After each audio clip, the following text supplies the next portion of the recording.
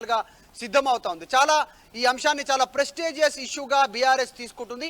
తెలంగాణలో తెలంగాణ రాష్ట్రం ఏర్పడిన తర్వాత ఎమ్మెల్యే పైన దాడి జరిగినటువంటి ఘటన ఇదే మొదటి ఘటన. ఎటువంటి డిస్కషన్ జరుగుతోంది? ఎప్పుడు ఆయన బయటకు వచ్చి మాట్లాడబోతున్నారు?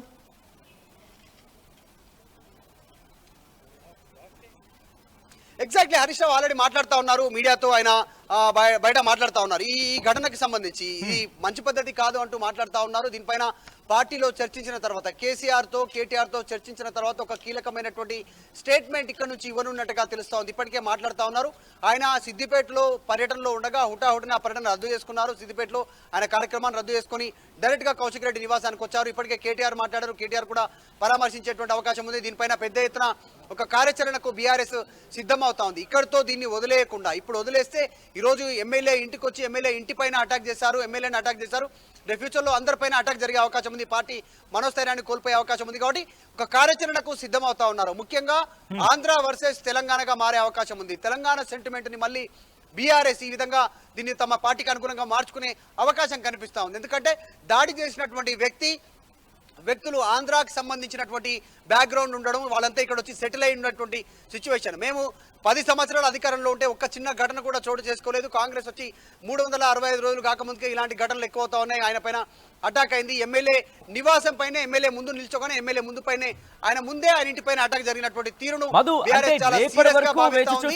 ఈ అంశం పైన రాష్ట్ర వ్యాప్తంగా ఆందోళనకు పిలుపునివ్వడానికి బీఆర్ఎస్ సిద్ధమవుతోంది. అంటే రేపటి వరకు వేచి చూసే అవకాశం ఉందా, లేకపోతే ఇంకా దాదాపు 4 కావాల్సి వస్తుంది కాబట్టి సడన్ గా వెళ్లే అవకాశం కనిపిస్తోందా? బీఆర్ఎస్ కార్యకర్తలకు ఎప్పటికే పిలుపునిచ్చిన నేపథ్యంలో బీఆర్ఎస్ కార్యకర్తలు కూడా బయలుదేరినట్టుగా సమాచారం అందుతున్న పరిస్థితి ఉంది. కాబట్టి ఇప్పుడు అరికపూడి గాంధీ ఇంటికి చేరుకునే అవకాశం కనిపిస్తుందా, లేకపోతే రేపు ఉదయం అందరూ చేరుకునే అవకాశం ఉందా?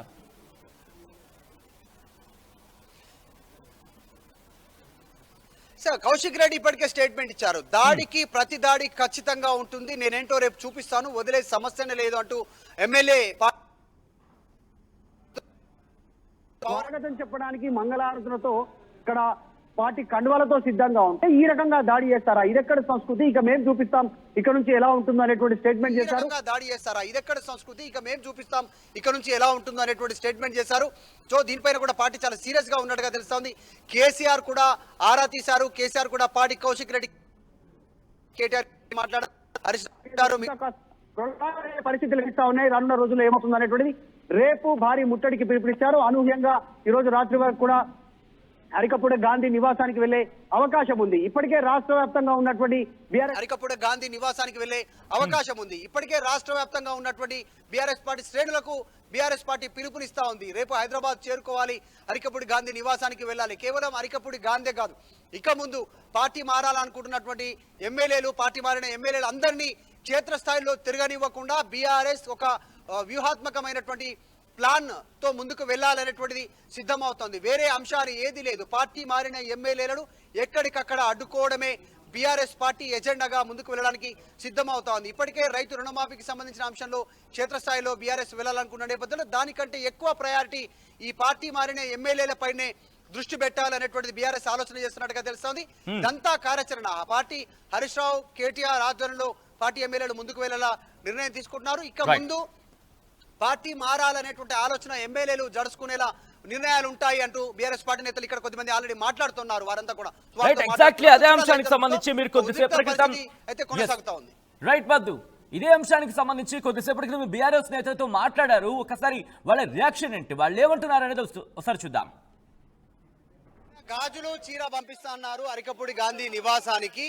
సో పార్టీ మారినటువంటి ఎమ్మెల్యేలందరికీ పంపిస్తానంటూ పాడి కౌశిక్ రెడ్డి చేసినటువంటి స్టేట్మెంట్ పైన ప్రస్తుతం వివాదం కొనసాగుతా ఉంది. అరికపూడి గాంధీ నివాసానికి మద్దతుదారులు చేరుకున్నారు, భారీగా మహిళలు చేరుకున్నారు. అందరితో మాట్లాడించే ప్రయత్నం చేద్దాం.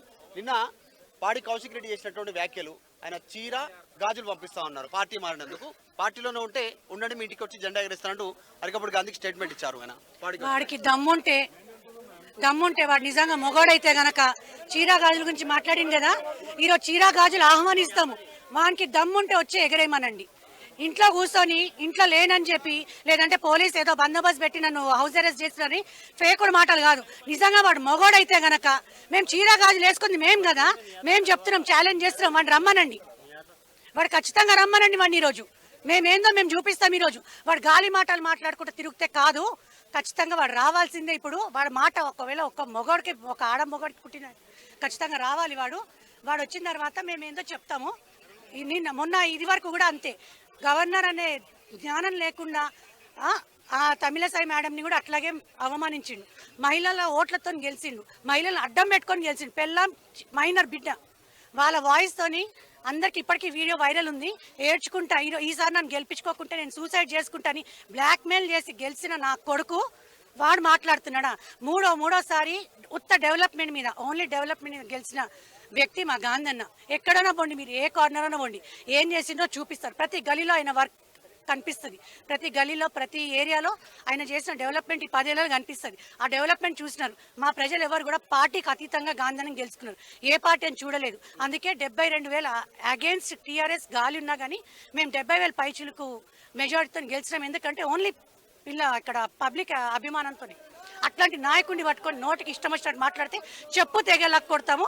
నా కొడుకుకు రాని మేము చీర గాజులు వానికే రెడీ చేసి పెట్టాము, వానికే గిఫ్ట్ ఇస్తాము, అదే వేసుకొని ఊరేగమని. ఎట్లాగో అవే వేసుకొని గెలిచిన అదే వేసుకొని ఈరోజు ఊరేగించాలి వాళ్ళు. ఇప్పుడు అరికపూడి గాంధీ పార్టీ మారిండు అనేటువంటి మాటలు వినిపిస్తా ఉన్నాయి కదా, పార్టీ మారారు అనేటువంటి దానికి పార్టీతో మీకు సంబంధం లేదు, ఆయన ఏమంటారా?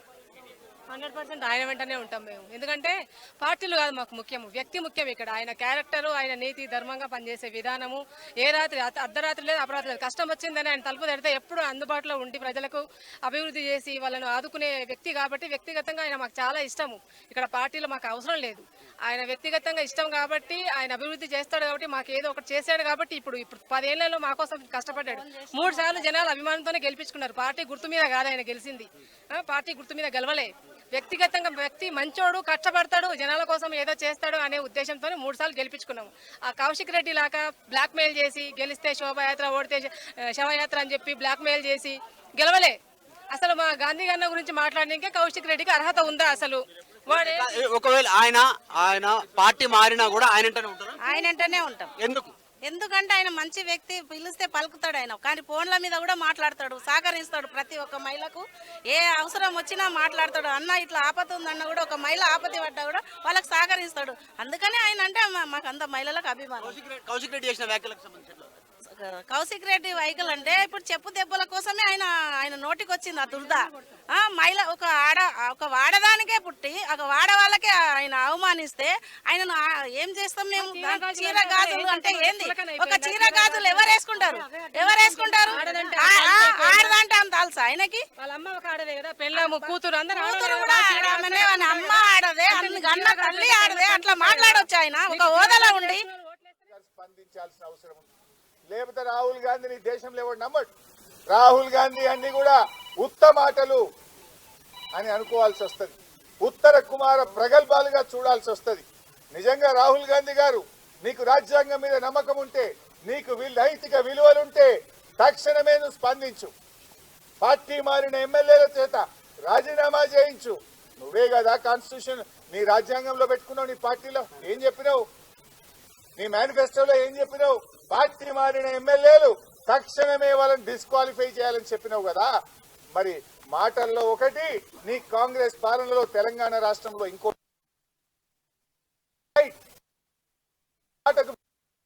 నీ మాట మీద నీకు విశ్వసనీయత ఉంటే తక్షణమే ఎమ్మెల్యేలను రాజీనామా చేయించి, ఎమ్మెల్యేల మీద దాడి చేసిన గుండాలను అరెస్ట్ చేపించి రాజ్యాంగాన్ని కాపాడు. లేకపోతే రాహుల్ గాంధీ గారు, నీ మాటల్ని, నీ మోసాలను దేశం మొత్తం చెప్తాం బిడ్డ, ఇచ్చిపెట్టాం తెలంగాణతో. రేపు మహారాష్ట్ర ఎన్నికల్లో చెప్తాం, బీహార్ లో చెప్తాం, హర్యానాకు వచ్చి చెప్తాం, రేపు జార్ఖండ్కి వచ్చి చెప్తాం.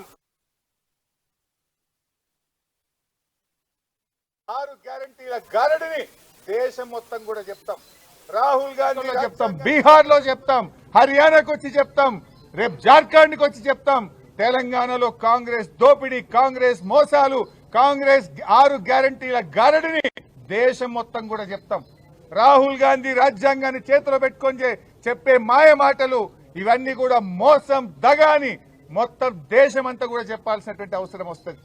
ఇప్పటికైనా కళ్ళు తెరవండి రాహుల్ గాంధీ గారు, వాస్తవాల మీద విచారణ జరపండి, రాజ్యాంగాన్ని కాపాడండి, చట్టాన్ని కాపాడండి. చట్టాన్ని ఉల్లంఘించిన పోలీసుల మీద చర్య తీసుకోవాలి.